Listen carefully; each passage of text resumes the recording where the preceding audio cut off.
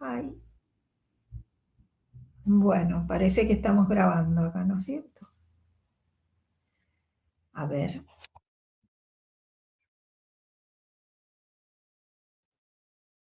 Muy bien, sí, estamos grabando.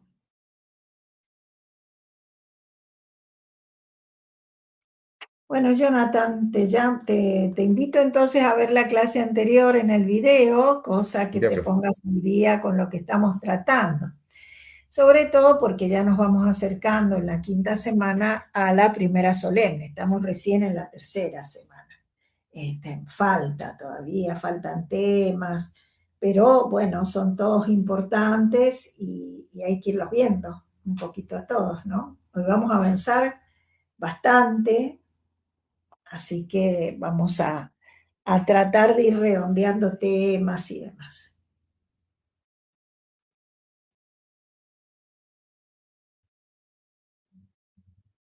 Lo voy a repetir cuando entren tus compañeros, pero ahora lo Ok, digo.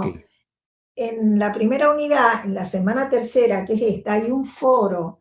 Yo lo he dejado ya para que ustedes lo empiecen a responder eh, y la entrega sería la semana que viene, a la hora del comienzo de nuestra clase. ¿Por qué no te fijas, por favor, en la plataforma si se ve bien, si está... lo veo Por al tiro. favor, te lo voy a agradecer, Jonathan, porque siempre me pregunto eso, ¿no? Yo lo estoy viendo, lo estoy organizando, pero quiero ver cómo los demás lo ven. Claudia, ¿cómo El, estás? el origen del cercano Oriente Antiguo, semana 3, ¿cierto? Fecha de Eh, entrega 25 del 8. Perfecto. Está el foro, ¿no es Sí, cierto? está, ya está. Lo voy a abrir Bueno, acá para ver si acá y está. la, y la entrega es, como vos decís, como vos has visto, para el 25, ¿no? Es muy sencillo porque tienen que nombrar los centros principales de Mesopotamia. Ahora vamos a profundizar un poquito más en eso. Y hay un texto que ustedes tienen que explicar lo que significa el contenido. Yo pienso que es algo importante para repensar, para tenerlo presente y creo que no tendrá ninguna dificultad. Lo que sí les pido, por favor, puntualidad en la entrega del foro, ¿no? Porque si no se van atrasando las tareas y es bastante complicado, ¿eh? Bueno, Claudia, hay un foro en la semana 3, tu compañero acaba de verlo, que lo tienen que contestar, responder para el martes que viene, ¿eh? Así que yo te pediría que por favor lo mires cuando haya un tiempito. Bueno, supongo yo que ya irán entrando más compañeros, ya hemos puesto la grabación y vamos a empezar con la clase de hoy. ¿Hay alguna pregunta con respecto a la clase anterior que quieran realizar, hacerme? Sobre todo vos, Claudia, que has estado presente. Jonathan me dice que no pudo estar. Claudia, ¿te queda alguna duda? Yo todo claro, profesora, buenas tardes. Todo claro por mi parte. Bueno, muchas gracias. Entonces empezamos a compartir, si les parece, ¿no? Vamos a hablar un poquito, la primera presentación, un poco hace la síntesis de lo que estábamos hablando en las clases anteriores, pero bueno, con algunos agregados que considero muy importantes. Entonces, los invito a observar la presentación. No hace falta que esta presentación yo se las suba porque ustedes la tienen en la plataforma, ¿no? Así que no sé si la están viendo, chicos. Sí, profesora, se Muy ve Se ve, bien, sí. perfecto. gracias. Historiografía y fuentes primarias para el estudio del Oriente Antiguo, que es la tarea que nos estamos proponiendo nosotros realizar. Bueno, si nosotros pensamos en el Oriente Antiguo como problema histórico, vemos que hay un conjunto de comunidades, de sociedades, de culturas que vamos a ir analizando. Algunas las consideramos imperios centrales, núcleos principales en los cuales se ha desarrollado la civilización y que son los que estamos acostumbrados siempre a ver cuando estudiamos, y otros que son periféricos o secundarios, considerados así por la historiografía tradicional, pero que en la realidad, y esa es una nueva actitud que toman los estudios y las investigaciones históricas, tuvieron un papel importantísimo en el gran esquema general, en el gran, yo les diría, rompecabezas general que fue este cercano oriente, donde todas las piezas, como en un puzzle, tienen una importancia sumamente significativa. Entonces vimos ciudades secundarias o consideradas secundarias hasta el momento, y comunidades centrales o civilizaciones importantísimas, como sería la Mesopotamia, Egipto y demás.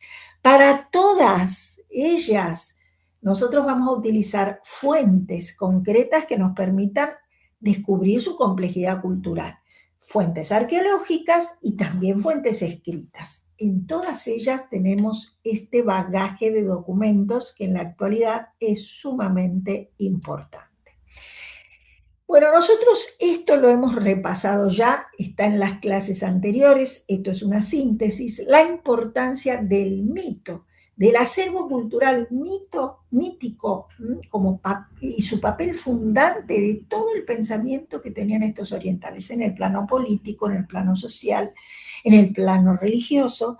Recuerden ustedes que habíamos dicho que estas civilizaciones tenían un pensamiento integrado, donde lo religioso estaba imbricado íntimamente con todos los aspectos de la cultura. No podemos separar, como lo hacemos los hombres modernos, política por aquí, religión por allá, comportamientos sociales por otro lado. No, para ellos era un todo, una sola realidad. Por eso es tan importante el mito.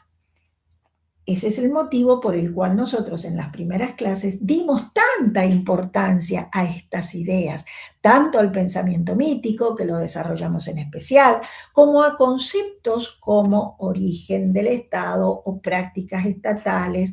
Por eso hicimos todas esas reflexiones primarias a nuestro estudio, para poder entender justamente estas presentaciones en las cuales vemos rápidamente un repaso de las temáticas, pero que tienen un sentido muy profundo. ¿Qué entendemos por el mito? Y acá lo leemos a Joseph Pieper. Relatos acerca del origen del cosmos, de la historia primitiva, del destino de los muertos y la recompensa en el más allá. Es una pequeña síntesis, pero nosotros esta temática la hemos profundizado mucho. También son muy importantes las relaciones interregionales, que estaban condicionadas por sus respectivas mentalidades mítico-políticas. No es lo mismo cómo reacciona un Egipto, que tiene en las principales etapas de su historia muy clara la divinidad de su faraón como un dios encarnado, a la mentalidad política que tienen otros pueblos. Por ejemplo, en el corredor sirio-palestino, sin ir más lejos, los hebreos, que consideraban que sus reyes eran representantes de las divinidades, ungido por su Dios, en este caso un solo Dios, porque recuerden que ellos eran monoteístas, ya lo vamos a ver en profundidad después, y que tenían una relación muy diferente con respecto a la política y sus ideas religiosas, ¿no? Y también a cómo se comportan como estados. Otra situación distinta es la de los hititas, que tenían la idea también de ser mensajeros de los dioses. En Babilonia hubieron diferencias, algunas autoridades, algunos invasores, algunos monarcas que se hicieron considerar dioses y se divinizaron en vida, otros que no, que fueron considerados instrumentos de los dioses o reyes pastores. Bueno, toda esta problemática la vamos a ir profundizando a medida que nosotros entremos en contacto con las culturas de este cercano Oriente Antiguo. Bueno, las fuentes son aquellas que nos permiten interpretar estas diferencias culturales, sus propias lógicas, su comportamiento, todo aquello que hace a la vida y a la civilización de estos pueblos. Fíjense que aquí les pongo este título, Marco Geo-Humano del Próximo Oriente. Bueno, donde vamos a resaltar algunos temas que son importantes y que los hemos ido desarrollando, pero que ahora los vamos a repasar. Eran núcleos culturales importantes los que nosotros vamos a ir estudiando, que se encontraban en torno a los ríos. Bueno, pero este no es el único factor que sirvió para su desarrollo y para explicar su avance cultural. En Mesopotamia, que es la primera de estas grandes civilizaciones que vamos a estudiar, vemos que tenían un régimen de regadío intensísimo, sobre todo en la parte del sur, cerca del Golfo Pérsico, no tanto en el norte. Ya vamos a ver esa diferencia y vamos a ver dónde surgió el Neolítico, dónde se produjo la famosa revolución urbana, ese salto organizativo que determinó sus características como ciudad. Bueno, todo esto lo vamos a ir viendo a continuación y de a poquito. Bueno, con respecto a la Mesopotamia, también tengo que señalar que era una zona sumamente significativa. ¿Por qué? Porque era una zona que, debido a la presencia del Éufrates y el Tigris por un lado, y también debido al proceso de canalización que se había hecho de los ríos, es decir, de todos los avances tecnológicos, la infraestructura que se había logrado desarrollar, se había transformado en una zona riquísima. Y eso hizo que muchas poblaciones aledañas, próximas a esta zona, que se encontraban justamente en territorios desérticos, por ejemplo, la misma península arábiga, la zona de los Montes Sagros, intentaran en repetidas oportunidades entrar a la Mesopotamia e invadirla. Por eso vamos a ver en el desarrollo histórico de los pueblos de la Mesopotamia un conjunto de poblaciones que entran, que invaden, que se instalen, otras que surcan los ríos sin lograr ingresar definitivamente, de tipo los hebreos. Bueno, lo vamos a ir viendo todo esto en profundidad, pero la idea que quiero que les quede clara es que fue un territorio, la Mesopotamia, de muy fácil acceso. Poblaciones que venían de zonas donde era mucho más difícil la vida, por ejemplo, y en concreto de zonas desérticas, van a tratar de invadirlos, van a tratar de ingresar en este territorio por razones de subsistencia. Bueno, es decir, tenía una vía de entrada y de salida facilísima esta Mesopotamia. Era un territorio abierto. Si bien algunas de sus ciudades están bien protegidas y amuralladas, tuvieron constantes procesos de invasiones, ¿no? Y aquí en la Mesopotamia vemos una clave simbólica que es característica de su cultura y que se dio muchas veces no solamente en los pueblos netamente originarios de la Mesopotamia, sino también en los pueblos invasores una vez que ingresan, que dominan territorios y ciudades en la Mesopotamia. ¿Qué es esa concepción cruciforme que tienen de su cultura, del aspecto simbólico, de sus conquistas? Y es que ellos tenían una idea universalista. Se llamaron a sí mismos reyes de las 4 regiones. ¿Y cuáles son las famosas 4 regiones? Si nosotros pensamos en la Mesopotamia, hablemos de una parte del norte. Subartu, llamaban así, subaritas, a las poblaciones que estaban en el norte de la Mesopotamia y que les daban verdaderamente temor, porque eran bastante desconocidas. Esas poblaciones, que fueron los hurritas, ya vamos a ver en detalle en qué consistió su cultura, estaban al norte y eran como una barrera, yo les diría, un impedimento de avance, prácticamente una barrera mental, que hacía que ellos consideraran que allí, en el norte del Éufrates y el Tigris, donde tenemos ya estas poblaciones, terminaban las posibilidades de avanzar. Al oeste, esta región se llamaba el Amurru. ¿Por qué? Porque allí habitaban pueblos en estado de un sedentarismo muy primitivo, casi un nomadismo, y que constantemente entraban o intentaban entrar en territorio mesopotámico, eran aguerridos, fueron invasores en determinadas oportunidades, ya vamos a ver cuáles, y entonces esa zona también era de temer para aquellos que habitaban en la Mesopotamia, la llamaban Amurru, porque estaban los amorreos, estos pueblos provenientes del desierto, tan aguerridos, y que eran de la etnia semita. No todos los semitas fueron agresivos. Por ejemplo, los hebreos eran también un grupo de pueblos semitas que han venido de esta región de la península arábiga, posiblemente allí tengan su origen, pero eran más bien pacíficos. Ya vamos a ver sus características específicas. Pero muchos de estos grupos semitas, étnicamente hablando, que estaban agrupados en diferentes tribus con características distintas, como los amorreos que dieron lugar al imperio babilónico, los mismos asirios, eran muy guerreros y eran bastante crueles en su sistema de invasión. Bueno, ya lo vamos a ir viendo.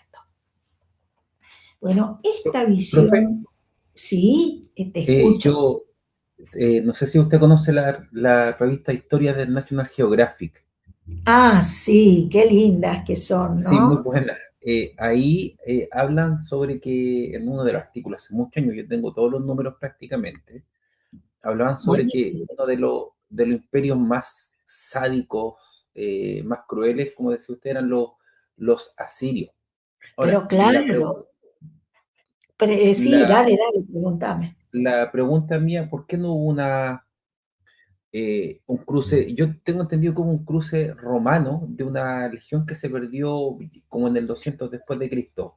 Pero Sí. ¿por qué no hubo antes mayor interacción, aparte de los persas con los griegos, una interacción más misturada, más mezclada con Occidente como tal? Lo que pasa es que estas culturas se están dando aquí en la Mesopotamia y muchas veces se invadían y se destruían entre sí. Como vos me estás diciendo, los asirios eran sumamente guerreros, sumamente crueles, ocuparon no solamente que partieron dentro, formando parte de esos grupos semitas que van a invadir la Mesopotamia, fundaron ciudades como Nínive y demás, sino que se extendieron prácticamente hasta las costas del Mediterráneo, pero después sufren la invasión de otros pueblos que terminan conquistándolos y que terminan destruyéndolos. En ese bagaje de pueblos que entran y salen en estas regiones, hace que muchas veces se pierdan en la nebulosa de la historia. Lo que vos estás mencionando de una legión romana no está comprobado históricamente. Eso se hizo un estudio cerca de la muralla china. Aparentemente esa legión romana habría llegado a todo este territorio siguiendo la famosa ruta de la seda, que lo vamos a ver nosotros cuando estudiemos Lejano Oriente. Recuerden ustedes que cuando terminemos los estudios Cercano Oriente nos vamos al Lejano Oriente y vamos a ver todo lo relacionado con la ruta de la seda y todo lo demás. ¿Por qué se basa esto? En la idea de que en la idea y en concreto en la realidad de que hay gente con característicos eh, raciales similares a los del hombre blanco, es decir, a los del hombre caucásico, diríamos nosotros, indoeuropeo caucásico. Es decir, ojos claros, tez blanca, diferente a lo que sería el hombre de raza amarilla, digamos, lo que es el propio de la zona. Esto llevó a pensar, con los avances que hizo Roma y los datos que tenemos de sus de las primeras avanzadas que hacía su ejército, que habrían llegado a formar un fuerte cerca de estas regiones que lindarían con la China. Pero eso todavía no está comprobado que sea así. Hay estudios de ADN muy interesantes, pero todavía con certeza no se sabe. Hacia la fecha que está mencionando National Geographic, bueno, es posible que esa avanzada, que es incluso una legión que se pierde, que no encuentra aparentemente el camino de regreso y se pierde. ¿Por qué es esto? porque recuerden ustedes que los romanos, eso lo van a ver con la profesora Costanza, llegan en Oriente hasta la región de la Mesopotamia, no logran avanzar mucho más allá. ¿Por qué? Por la presión de los partos. Los partos que se habían enquistado en esa región de Oriente, se habían hecho muy fuertes, eran sucesores del imperio Seleucida, de los antiguos persas, y bueno, y se habrían hecho fuertes impidiendo los avances romanos. Adrianópolis es una de las batallas características que le ponen límite al imperio justamente en esa región. Emperadores fallecieron allí, el famoso Juliano, llamado el apóstata, que ustedes verán con la profesora Costanza si es así o no es así. Ya verán ustedes cómo estos personajes mueren allí en esta zona tan importante. El emperador Valente también muere allí, porque es una zona difícil, de difícil ingreso, porque los partos constituyeron un reino sumamente aguerrido e importante que no dejaron avanzar a Roma más allá de bien el territorio de los Seleucidas, que sería el centro de los reinos helenísticos. En el caso de los Seleucidas, en la región de la Mesopotamia. Esta legión aparentemente se ha perdido, ha avanzado mucho más allá y ha seguido el camino que de alguna forma iba siguiendo Alejandro Magno sin poder regresar. Entonces se habrían quedado formando comunidades en la zona, no habrían sido rechazados, y de allí comienza el mestizaje que los estudios de ADN van demostrando. Mira, los estudios de ADN son interesantísimos. Por ejemplo, no quiero quizás, seguramente esto lo ven con la profesora Costanza, es algo que les comento ya que la pregunta da lugar. La famosa peste que asoló Atenas y que nos describe Tucídides en las guerras del Peloponeso, siempre se pensó que era una peste traída en los barcos de ratas y demás, es decir, la peste bubónica. Se pensó que era la que había terminado con la vida de Pericles y con gran cantidad de los atenienses cuando su ciudad estaba sitiada. Sin embargo, los estudios de ADN parecen demostrar ahora que era una contaminación por salmonera lo que había producido la muerte de tantos atenienses. Bueno, eso para hablar de los estudios genéticos y de cómo va avanzando toda la investigación gracias a otras disciplinas que enriquecen a la historia. En este caso, los novedosos estudios de ADN, que son, bueno, últimamente tan comunes, tan vistosos y tan importantes para nosotros como historiadores para hablar del pasado. Bueno, contesté tu pregunta, Jonathan. Jonathan. Sí, profe, sí, súper, gracias. Bueno, muy bien. Cuando quieran, por favor, recuerden que yo no los estoy viendo porque cerré la ventanita flotante que tenemos ahí con los participantes, entonces solo veo mi presentación. Les pido que tomen el micrófono, como lo ha hecho Jonathan, y que no duden en preguntarme las veces que lo consideren importante. Bueno, Sumer, en la región del sur de la Mesopotamia, ya tenía esa visión cruciforme del mundo. El norte con su Artu, Amurru al oeste, al este el Elam. Los elamitas era también un grupo poblacional que estaba en las bases, en la parte de las faldas de los famosos montes sagros, y que era un grupo de origen incierto, asiánicos, que habrían recibido después el influjo de los indoeuropeos, dando lugar a los establecimientos de los medos y los persas hasta conformar el famoso imperio persa. Esa región era temerosa porque estaban estos pueblos que en algún momento los invadieron. Allí estaban instalados los guti, estas poblaciones de origen incierto, asiánico, que estaban allí esperando entrar a la Mesopotamia y que de hecho entran en algunas circunstancias, después serán expulsados de allí. Como yo les digo, la Mesopotamia implicó un conjunto de pueblos que iban y venían, que se relacionaban, que se invadían, que se expulsaban. Esa fue la situación de Hammurabi de Babilonia, esa fue la situación de los asirios. Bueno, y los contactos con Occidente fueron permanentes y también paulatinos. Sobre todo los podemos rastrear nosotros gracias a todo lo que fue cuando ingresan los indoeuropeos en la península balcánica, eso lo van a ver con la profesora Constanza, y comienzan sus movimientos hacia las costas de Asia Menor. Entonces, tendremos una primera colonización griega, llamadas colonizaciones, pero realmente los griegos no formaron colonias, sino que eran todas ciudades independientes, apoiquías y demás. Lo van a ver con la profe Constanza, y una segunda etapa colonizadora hacia el 800, 700 antes de Cristo, en el cual sí se instalan en las costas del Asia Menor y comienzan a influir todo ese bagaje cultural que era propio del Cercano Oriente.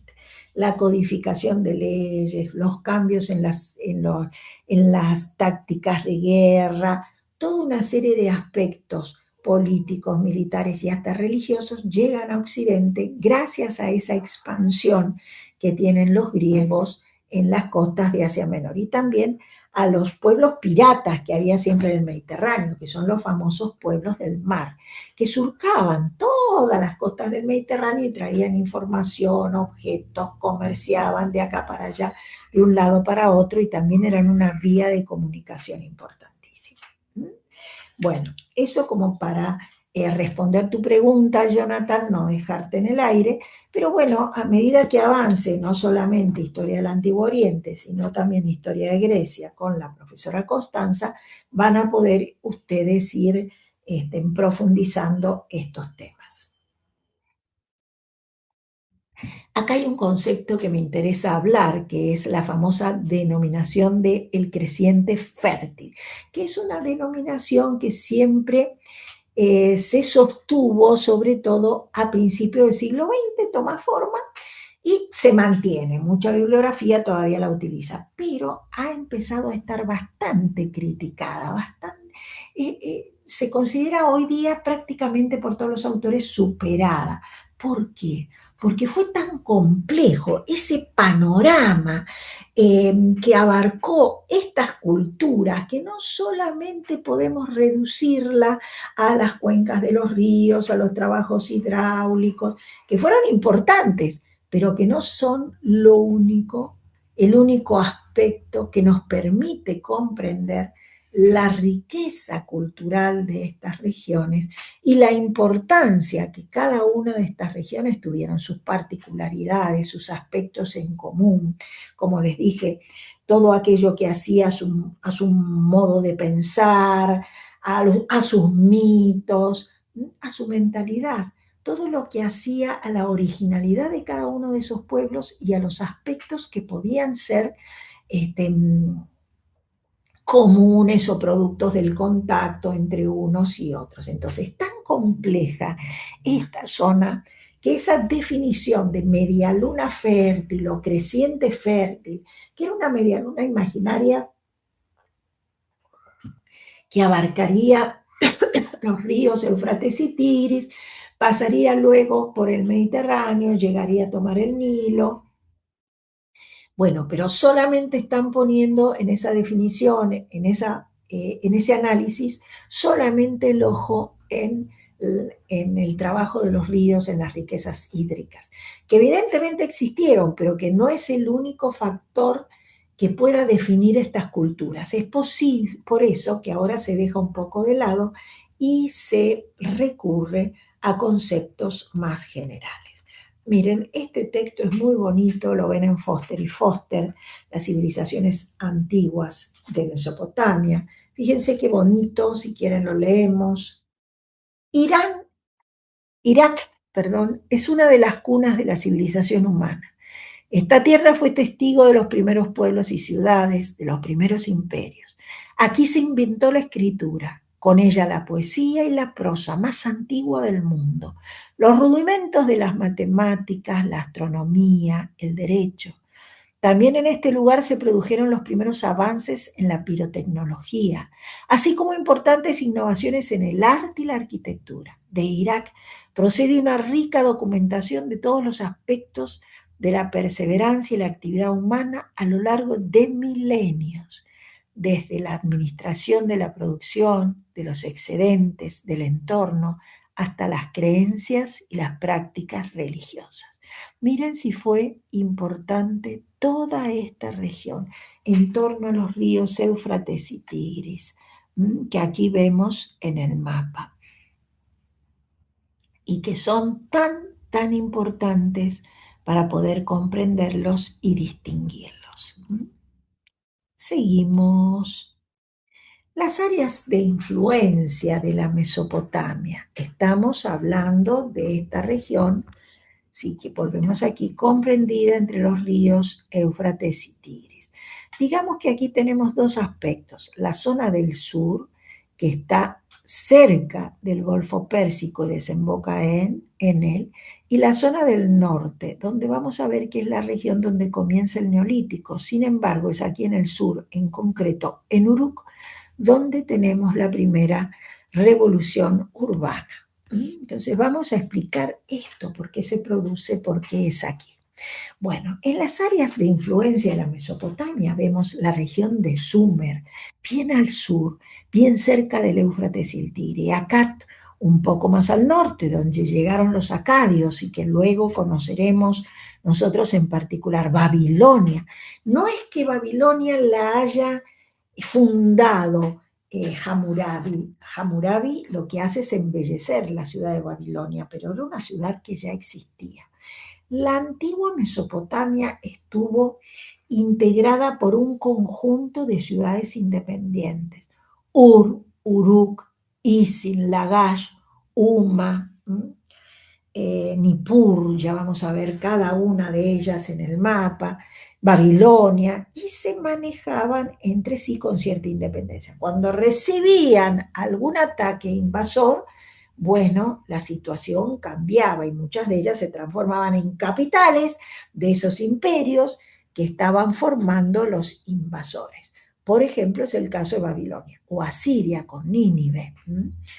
La región de la Siria, que también está en el norte, fueron núcleos de civilizaciones mesopotámicas importantísimas. En el este teníamos el Elam.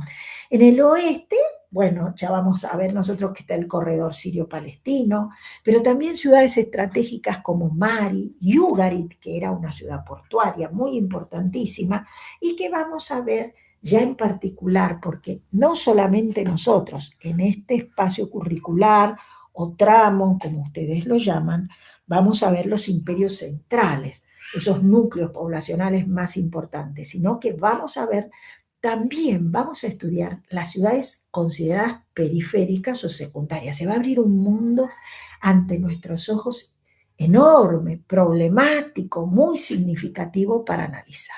Bueno, hubieron hitos, rasgos de esa simbiosis o ese intercambio sirio-mesopotámico. Esto es importante. El dialecto semita acadio, fíjense que la región de Akkad está al norte de la Mesopotamia, la región semita que van a ocupar los semitas propiamente dichos va a estar, hablando de los hebreos, va a estar en la región justamente también de la Mesopotamia, en cuanto que llegan allí los grupos semitas importantes y se va a formar una lengua oficial, la lengua oficial babilónica, que fue una lengua de comercio típica de la diplomacia, que empieza a ser la lengua con la cual se van a manejar para el intercambio de productos, para las relaciones entre los estados, por eso hablamos de diplomacia, sin dejar de existir los dialectos locales. Bien. Y por supuesto hubieron siempre en toda esta región poblaciones que iban y venían, que eran desarraigadas, que estaban en un estado de nomadismo y que iban de un punto a otro tratando de mejorar sus condiciones de vida. Vamos entonces a mencionar lo que les acabo de decir en el mapa.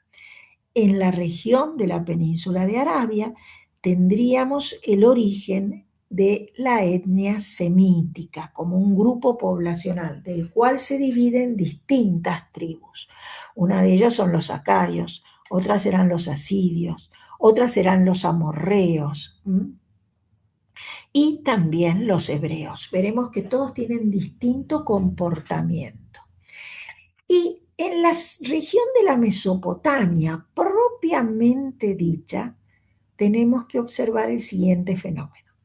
En el norte de la Mesopotamia, estamos hablando de los establecimientos neolíticos, es donde primero se dio la vida sedentaria y el origen de la agricultura, porque era una zona de una pluviosidad, es decir, de lluvias mucho más abundantes. Sin embargo, esta región se estanca, históricamente hablando, y la región del sur, lo que se conoce como la Baja Mesopotamia, a la región que les acabo de mencionar se la conoce como la Alta Mesopotamia.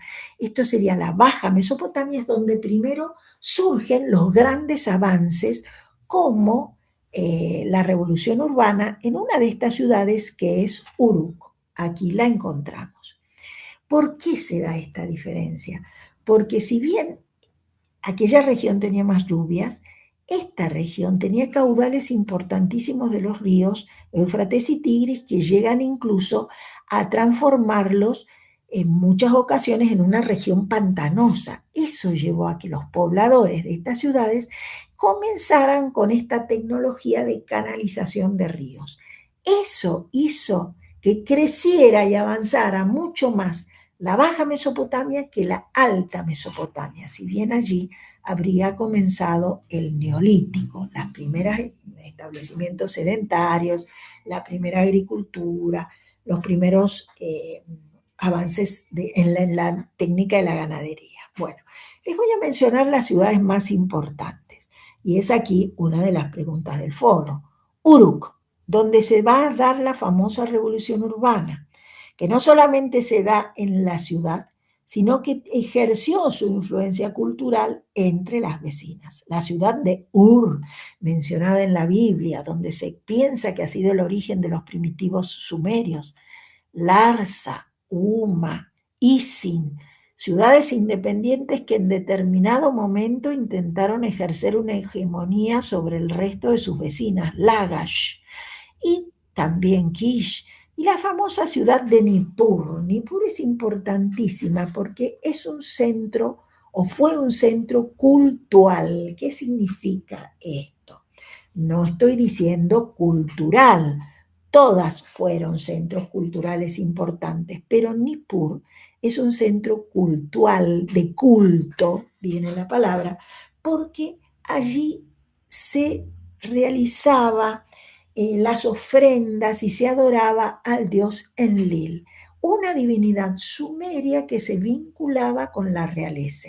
De allí que todos los reyes que ocuparon estas ciudades y ejercieron su hegemonía, viajaron a Nippur para hacerse consagrar y de alguna manera legitimar su poder sobre las vecinas. Ojo que lo mismo hicieron los invasores. Hammurabi de Babilonia también recurrió a Nippur para hacerse consagrar como rey y lograr la aceptación de las ciudades que estaban dominando. Bueno, eso lo vamos a ver en detalle, pero les quería mencionar la importancia de estas ciudades que estamos nombrando. Bueno, ¿cuáles son las fuentes que tenemos nosotros, estas fuentes que nos permiten el acceso a la investigación? El Antiguo Testamento en primer lugar. Recuerden que esto lo hablamos en las clases anteriores.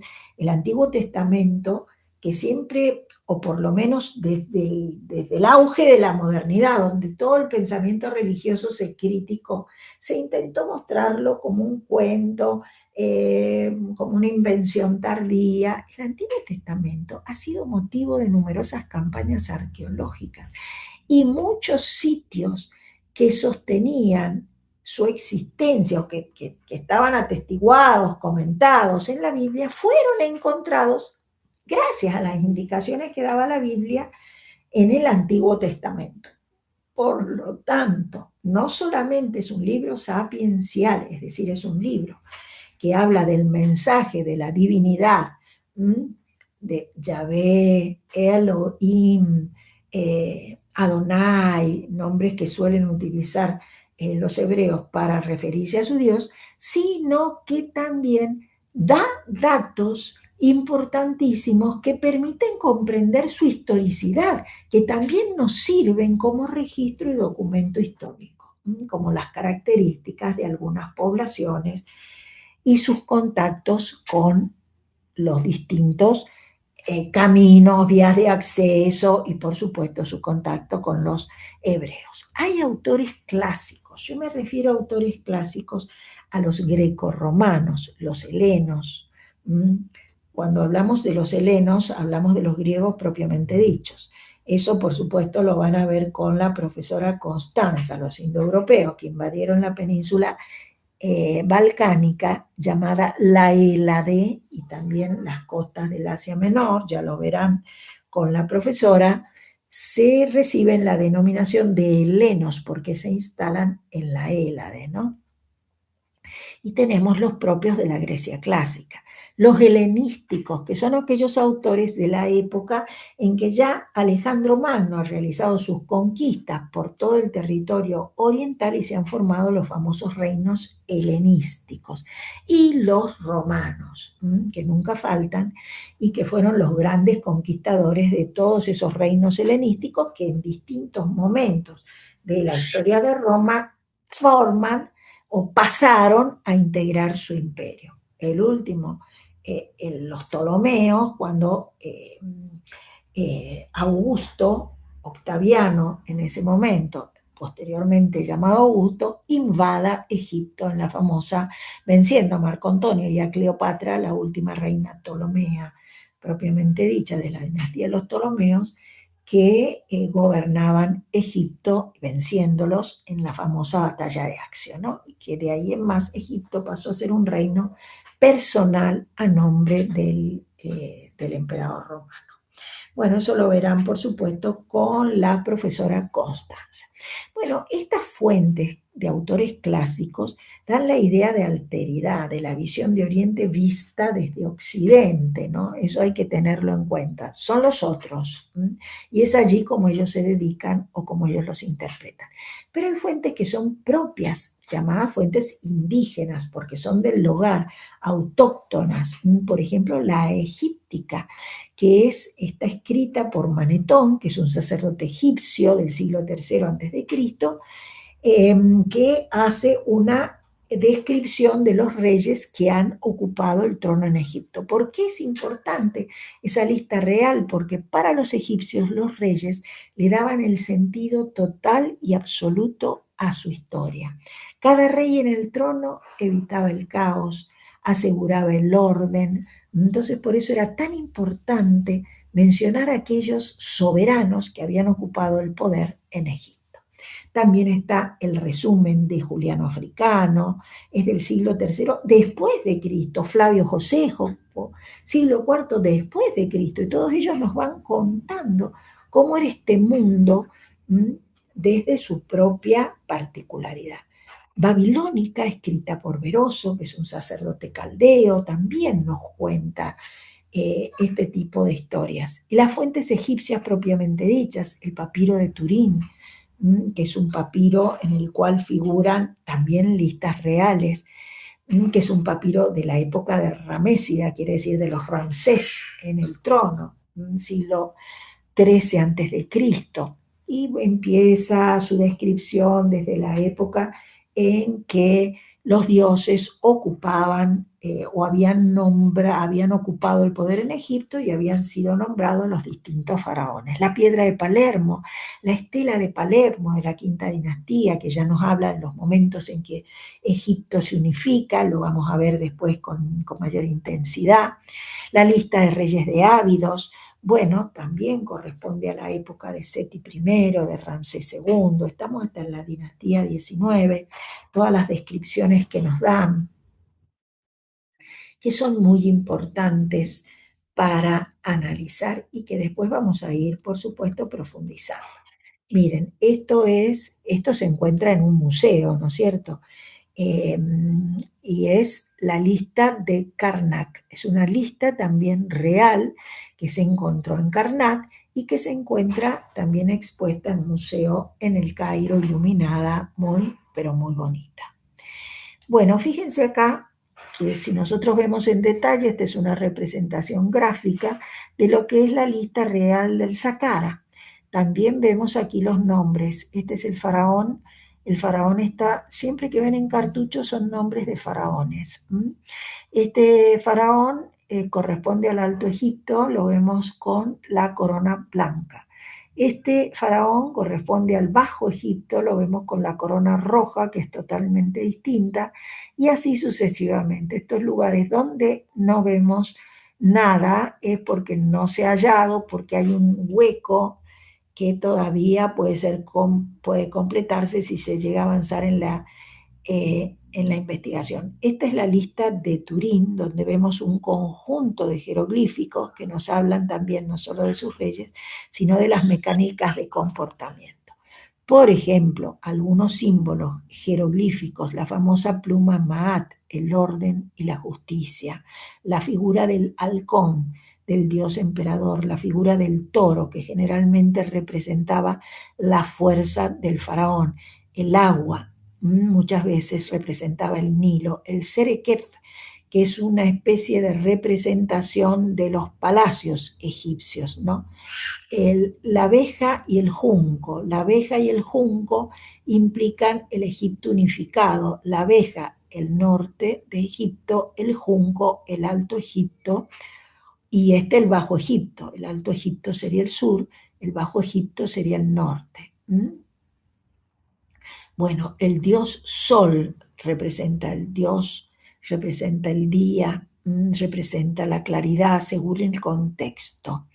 Bueno, aquí por ejemplo, K es el sentido del alma, K es el doble del individuo que lo acompaña permanentemente en su vida y en su historia. Bueno, todos estos símbolos los vamos a ampliar un poquito más cuando nosotros entremos propiamente a hablar sobre Egipto, que yo pienso que les va a gustar mucho y los invito a asistir siempre a las clases a ver si podemos disfrutar este tramo, esta historia de Oriente, que es riquísima en cuanto a todo lo que podemos extraer de ella. Con respecto a los textos mesopotámicos, vemos la lista de reyes sumerios que nos hablan de la época del Renacimiento sumerio y que uno de los documentos más importantes de esta época y que lo conocemos en esta época, pero que tiene bastante antigüedad, es el famoso poema de la creación, llamado también Enuma Elish. Y fíjense lo que dice: cuando la monarquía descendió del cielo, fue primero a Eridu. Esa es una de las primeras ciudades que hay en esta región.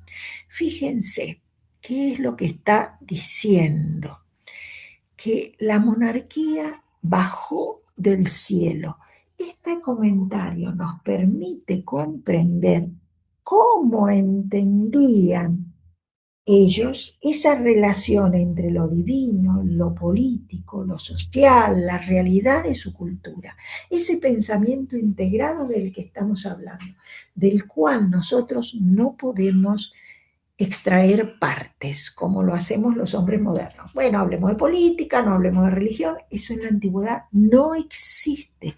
El hombre antiguo tiene una mentalidad uniforme, completa, compleja, donde la realidad parte de sus mitos, parte de sus creencias y le da explicación al todo. Esa lista real comienza en el tercer milenio antes de Cristo y aparece allí todas las ciudades, empezando por Eridu, hasta la ciudad de Isin, hablando del segundo milenio, y muestra la relación entre la religión y todos los aspectos de su cultura, como les acabo de decir. Bueno, la ciudad estaba protegida por los dioses, en oposición al mundo exterior, que quedaba solo, que quedaba apartado, sin la protección divina. El poema babilónico de la creación, del cual les mencioné recién, que es justamente Enuma Elish, que empieza más o menos de la misma manera, cuando desde lo alto, esas son las primeras frases del poema, y va a hablar del mito de la presencia de Marduk como un soberano babilónico que va a ser adorado también en toda la región de la Mesopotamia. La crónica babilónica, que es de época persa, que es también un listado de soberanos, los anales asirios, que destacan la figura de sus soberanos, pero sobre todo haciendo referencia a las campañas militares, porque los asirios, como hemos dicho recién, eran sumamente guerreros. Otros documentos importantes son los textos hititas, por ejemplo, el edicto de Telepinu, que Telepinu es considerado, hay dos versiones de esta figura de Telepinu, una esencialmente religiosa, que es un dios que se oculta en determinados momentos de la historia, y es porque los hombres han abandonado un poco sus ritos y sus creencias, y se producen etapas de desastres, malos momentos económicos, en fin, y que renace cuando los individuos vuelven a rendir los cultos correspondientes. Pero también nos aparece un soberano con esta denominación de Telepino que da edictos reales muy importantes, sobre todo cuando, y suponemos esto a través de la lectura justamente de estos documentos, se producen inconvenientes en lo que sería la sucesión al trono, rivalidades, peleas, luchas. Entonces, en ese edicto se establece la forma en que la monarquía debe ocupar, en que los distintos monarcas deben ocupar el trono. Los anales de Cipiliuma I, un rey que trató de combinar métodos militares y diplomáticos, llevando a los hititas a su gran expansión, y ya veremos nosotros en qué consistió este imperio hitita y por qué decimos que ejerció una verdadera influencia notable en Occidente, en la misma Grecia. Y ahí un poco veremos esa relación Oriente-Occidente de la que nos hablaba nuestro compañero, que no es muy fácil de rastrear, pero que sí es posible encontrar. Bueno, aquí esta imagen es una representación, por supuesto, gráfica, de registros catastrales que se han encontrado en tablillas y que, fíjense, nos van mostrando, esto es de época sumeria, el primero de ellos, a ver si puedo, el primero de ellos, y este es de época acadia. Fíjense, en época sumeria, estos son los canales de riego, fíjense cómo entran para regar las distintas propiedades. Las más grandes pertenecían al templo y a los palacios, y eran las que estaban mejor regadas por cuatro partes. Otras eran más internas y no tenían tanto acceso al agua. Había propiedades familiares, sí, mucho menores, y que recibían un riego más restringido, pero también eran importantes. Este es un registro catastral acadio, de la época acadia, donde vemos el regadío también organizado de manera diferente y con posesiones o propiedades de menor tamaño. Los registros catastrales realmente están grabados en arcilla, quemados después, y por eso sobreviven hasta el presente. Y generalmente se vinculaban con problemas como herencias, repartos de territorios de tierras por distintas razones. Una de ellas es la herencia, como les digo ahora. Otra podía ser donaciones de un monarca a algún funcionario, bueno, los distintos motivos que pudieran existir. Esta es una lista de reyes sumerios. Es un prisma famosísimo encontrado en Edelmundel. Aquí vemos, lo que vemos en oscuro, así como si fueran lagunas, es justamente eso, elementos que faltan, que no han sido encontrados y que por lo tanto dificultan su lectura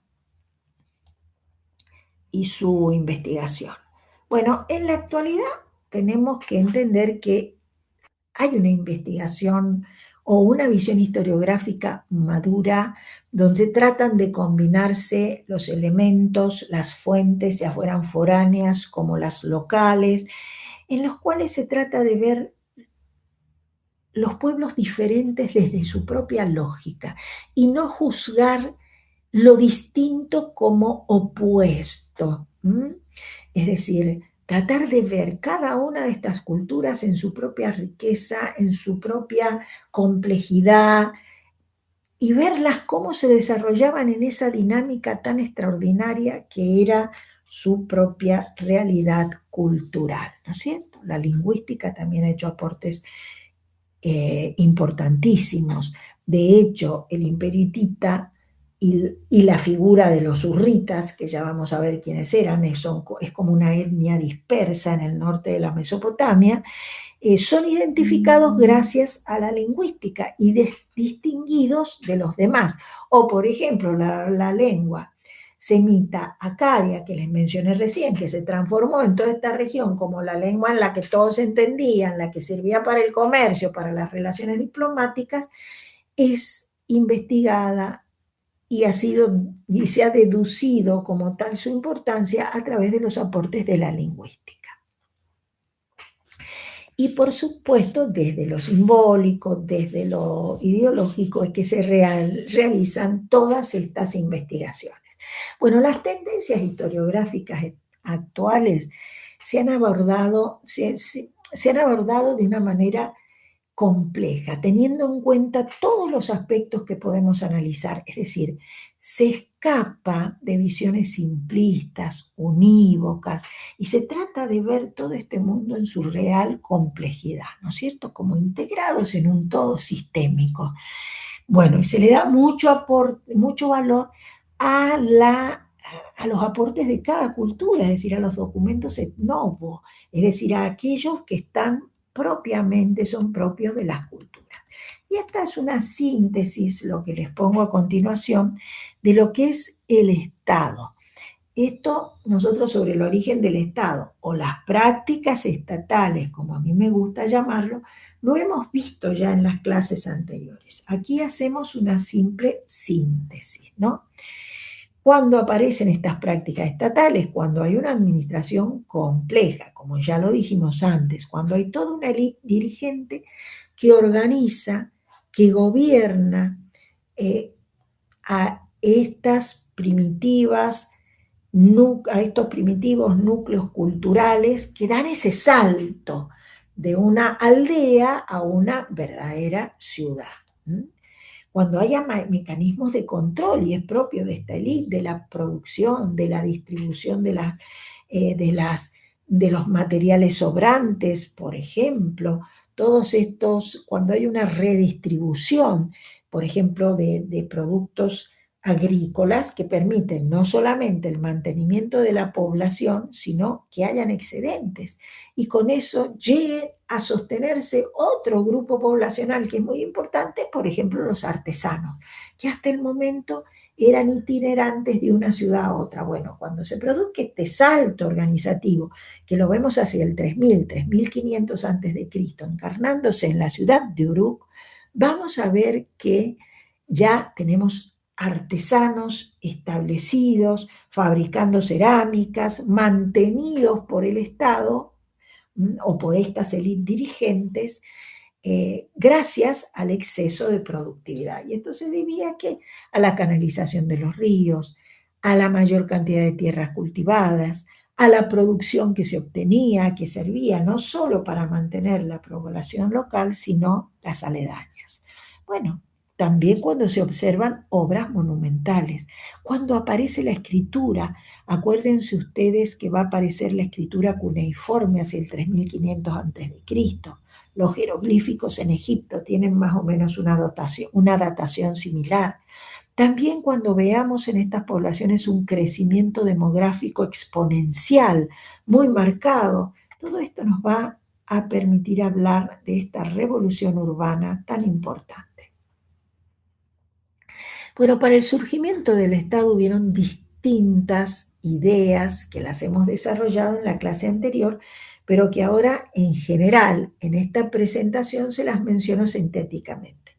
Yo quiero que entiendan por qué les di todos los avances minuciosos en las clases anteriores para que ustedes entiendan en profundidad justamente esto que estamos sintetizando en estas presentaciones que tienen en su plataforma, ¿no? Y que sería difícil de comprender sin las explicaciones conceptuales, terminológicas, detalladas que hemos visto en las clases anteriores. Hubieron factores condicionantes para que surgieran estas prácticas estatales. Variables climáticas, zonas donde era más factible el desarrollo de la vida, las hipótesis hidráulicas que nos hablan sobre el desarrollo de los ríos y las técnicas de canalización que les mencioné recién. Bueno, la organización adecuada de todas esas realidades geográficas con que bueno, las ventajas geográficas eran aprovechadas por una élite que sabía manejar los recursos y aprovechados al extremo. Esto sobre todo está muy vinculado con la planificación de la irrigación, que son los canales justamente de riego. Condiciones tecnológicas, por ejemplo, las condiciones vinculadas con la producción de excedentes, es decir, aparece, por ejemplo, el arado, aparece también todo lo que se relaciona con el transporte del agua de un lugar a otro, estos canales que nos mostraban recién los registros catastrales y demás, que permite que la producción no solo crezca, sino que hayan excedentes para mantener otros grupos. Hay condiciones externas, que esto también es importante saberlo. Hay sociedades exteriores que se vinculan con los núcleos poblacionales que nosotros estamos analizando pacífica o bélicamente, y que permiten que por eso crezcan y se desarrollen. Si yo tengo que defenderme, tengo que crear elementos necesarios para esa defensa, y aparecen allí élites militares o grupos militares capaces de organizar esta defensa. Por supuesto, condiciones ecológicas, climáticas, etcétera, que facilitaban el surgimiento de estas comunidades. También tenemos que nombrar factores cualitativos. Por ejemplo, la aparición de un líder que realice tareas importantes para la comunidad, es decir, que haya realizado esa serie de tareas beneficiosas, es decir, que haya un consenso específico, que logre un personaje el consenso suficiente del resto de los pobladores para ocupar la dirección de una comunidad. Otro aspecto, otro tipo de teorías que aparecen es la del consenso límite. Cuando una población pequeña se somete a otra más grande porque ve que con esa comunidad va a poder aumentar sus posibilidades de subsistencia. Entonces se encuentra en una situación límite, diríamos nosotros. Entonces se adhiere voluntariamente a otro grupo poblacional. Otra de las teorías cualitativas o factores cualitativos que podemos destacar es el factor de la coerción.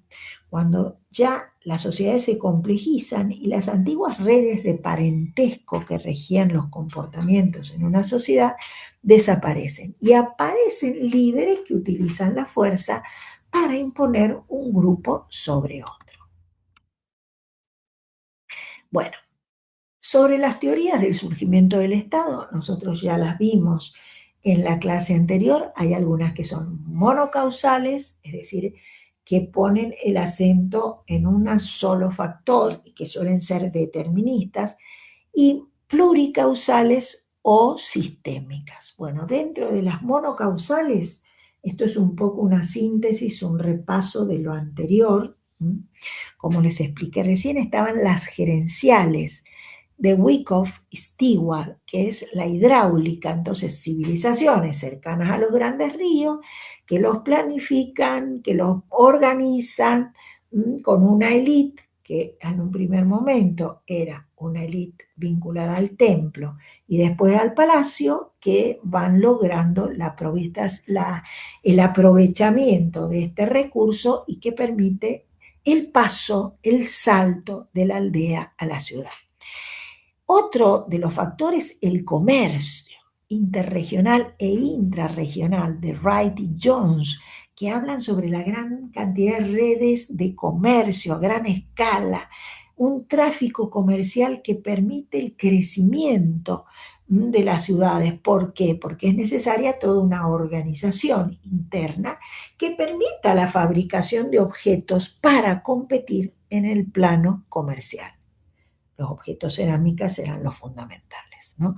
También las piedras preciosas, también los productos agrícolas, pero hay toda una red comercial que nos habla sobre el intercambio de productos. Otro de los factores monocausales sería el del conflicto, por ejemplo, conflicto interno, de Diákanov, es decir, tensiones que se producen entre el líder y la comunidad o entre grupos por varios motivos que hacen que hayan rivalidades, que hayan problemas internos y que algunos grupos se impongan sobre otros.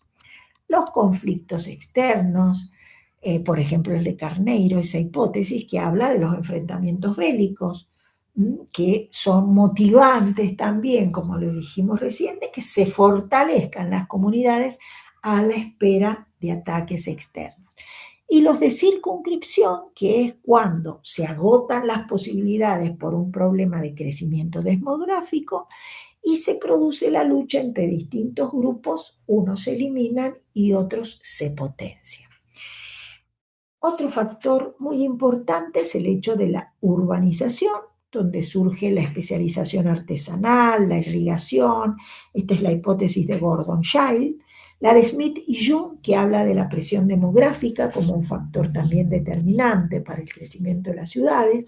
Y finalmente, lo que serían las hipótesis pluricausales, es decir, que hablan de muchas causas relacionadas entre sí, que son una multiplicidad de factores que interactúan, transformando toda la vida de estas comunidades. Son transformaciones que van relacionadas entre sí y que son encausadas por una élite que las lleva adelante, que hace que haya una especialización artesanal, que hace que haya transformaciones militares, que haya ese salto organizativo que permite el crecimiento, y el modelo sistémico ecológico que ve que todas estas factores se han dado imbricados entre sí, que es muy difícil hablar de unos antes que otros, y que todos en conjunto han permitido el surgimiento del Estado. Bueno, con esto dejo de compartir. Recuerden ustedes que esta presentación está en la plataforma y está en estrecha relación con los contenidos que hemos visto en la clase anterior. Voy a anotar los asistentes mientras ustedes van haciendo alguna pregunta. Los anoto porque tengo que ponerles la asistencia.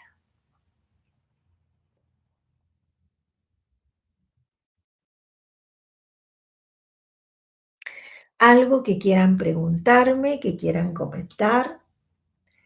Vuelvo a repetirles, si me permiten, la tarea que tienen para la semana que viene, que es responder ese foro que está en la tercera semana.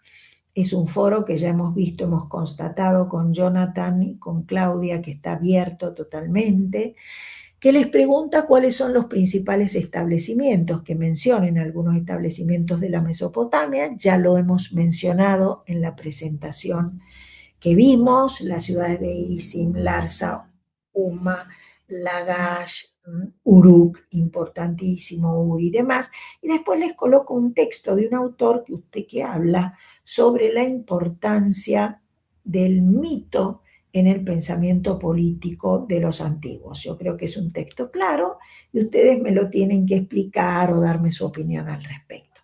Eso lo tienen que mandar, ese foro, lo tienen que enviar la respuesta y contestar para la clase que viene. Hemos puesto como fecha el martes 25 al horario de comienzo de clase. Por favor, no se atrasen en este tipo de actividades porque se dificulta la misma evaluación que realizaremos de ustedes. Bueno, ¿alguna pregunta que quieran hacer? Quiero compartirles un poquito la próxima presentación, aunque no nos queda mucho tiempo de la clase, pero vamos a avanzar lo más posible. ¿Alguna pregunta? Veo en el chat que hay 2 diálogos abiertos. Bueno, no veo que hayan ningún Profe, no, comentario. por mi Ah, lado no. no. Muchas Bien, gracias por la muchas clase. gracias, Jonathan. ¿Alguien más que quiera hacerme alguna pregunta? Todo claro por mi parte, profesora. Bueno, gracias, Jonathan. Gracias, Claudia. Bueno, Belén y David están calladitos, así que si me permiten, vamos a pasar a compartir la segunda presentación. Al menos parte de ella podremos desarrollarla en lo que nos queda de clase. Son en mi reloj las 9:11, deben ser las 8:11 allí en Chile. Paso entonces a abrir la segunda presentación para que podamos avanzar, no perdamos el tiempo y aprovechemos todos los momentos que tenemos disponibles. Comparto entonces aquí pantalla. Recuerden, cuando ustedes quieran preguntar, sencillamente toman el micrófono y me interrumpen. No me molesta para nada, es lo que debe ser, así que tranquilos. Empezamos entonces ahora con una nueva presentación que, si ustedes la están viendo, es así. Confírmenme, por favor. Se ve, profe. Se ve perfecto. Muy bien. Semana 4 dice, nosotros la estamos empezando en la semana tercera, yo creo que la terminaremos en la cuarta semana, y hablaremos de Mesopotamia, historia y evolución cultural. Bueno, vemos algunas imágenes que ya son muy características, estos personajes barbados, las luchas entre estos generalmente dioses o sacerdotes, estos personajes barbados con animales que también tienen como trenzados sus pelajes, son muy significativas de la región de la Mesopotamia y que generalmente responden más que a una caza, una situación de cacería, que vendría a ser lo más evidente, responden sobre todo a la lucha entre el orden y el caos, lo que nosotros llamaríamos el bien y el mal, que todavía no está definido como tal en los pueblos antiguos. Es decir, todavía ellos tienen esa concepción de orden y caos. El orden como la armonía cósmica, esto lo hablamos en las clases anteriores también, y el caos como la destrucción de esa armonía que podía poner en peligro tanto el equilibrio del cosmos como la vida en la Tierra, lo trascendente y lo inmanente. Siempre tengamos eso presente. Aquí tenemos entonces el mapa anterior con las ciudades importantes Ur, Uruk, Larsa, Huma, Lagash, Nippur, este centro cultural, y Sim.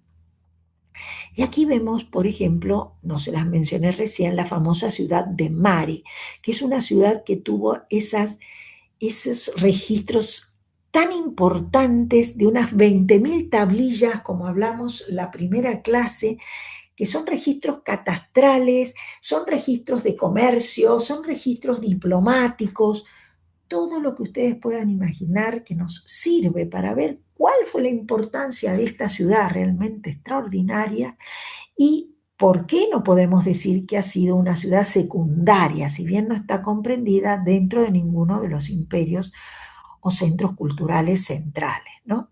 Asur, como esa capital de Asiria, Asur y Nínive, como ese avance de los asirios, la famosa Babilonia, la región donde se establecieron los acadios también, Babilonia, donde se estableció, sí se estableció la ciudad gobernada por Hammurabi. Bueno, este mapa también lo vimos, que es una de las representaciones.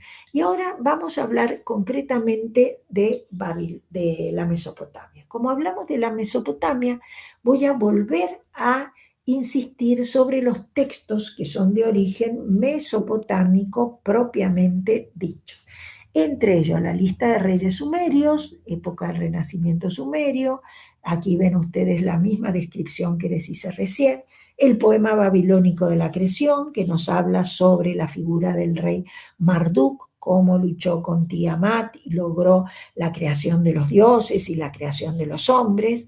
La crónica babilónica, que es de época persa, y los anales asirios, que destacan la figura del monarca. Este texto, esta imagen la vimos recién, por supuesto es el prisma de Del Mundel. Y si hablamos de la Mesopotamia ya propiamente dicha, tenemos que hablar del Neolítico. Acuérdense ustedes que yo les mencioné que habían dos grandes regiones. En la Alta Mesopotamia, donde primero aparecería el Neolítico, que serían los primeros establecimientos del Cercano Oriente con este tipo de poblaciones sedentarias y comienzo de la agricultura y la ganadería. Entre las poblaciones que podemos mencionar estaría Jarmo, Hundabajillá, Hasuna, Samarra, Tel Halaf, y también podemos mencionar como avances neolíticos la región de Siria y Palestina. Allí se da el paso de una economía de producción a una economía de depredación, es decir, caza y pesca, a una economía de producción. Y fíjense las fechas: 10º milenio, 7º milenio, sedentarización. Primero tenemos las primeras prácticas agrícolas, la sedentarización, y en el 4º milenio las primeras ciudades organizadas. En la Baja Mesopotamia es donde tenemos el gran cambio. Es la región próxima al Golfo Pérsico. Eridu, que es una ciudad construida en torno a un templo, donde sería el origen de los posibles sumerios. También Ur, que es un asentamiento típico. El Obeid también se lo llama de esta forma, donde vemos un avance de población. Y también se piensa que allí estuvieron los primitivos sumerios. Y la cultura de Uruk que se divide en dos momentos, Uruk antiguo y Uruk tardío, que sería donde se produce la famosa revolución urbana. Y ya termino con las características de la revolución urbana, que las tomaríamos en la clase siguiente, porque ya estamos sobre la hora. ¿Algo que quieran preguntarme? Quedan 2 minutos.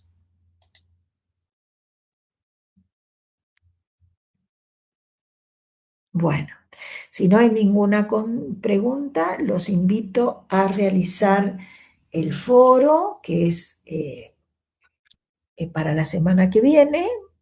Les pido por favor que no se atrasen en la presentación, y si hay alumnos que no están presentes, les pido por favor que les envíen un mensajito avisándoles de esto. Yo lo voy a poner también, pero por las dudas, háganme el favor de hacerlo a través del sistema WhatsApp, que siempre me parece mucho más rápido. Bueno, si no hay ninguna pregunta, siendo la hora ya, ¿estamos de acuerdo? Son las 20.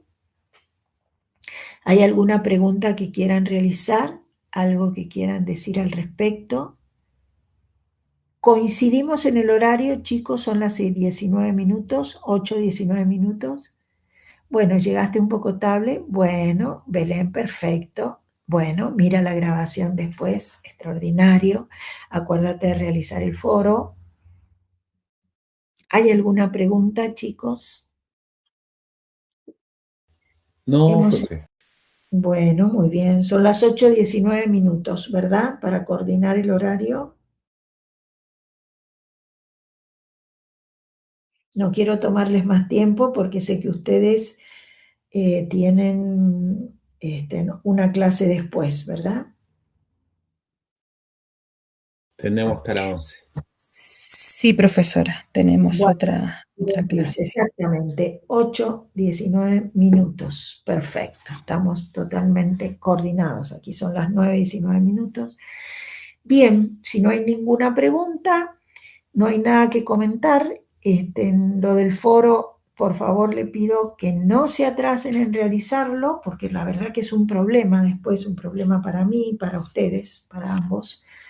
Dejo entonces de grabar.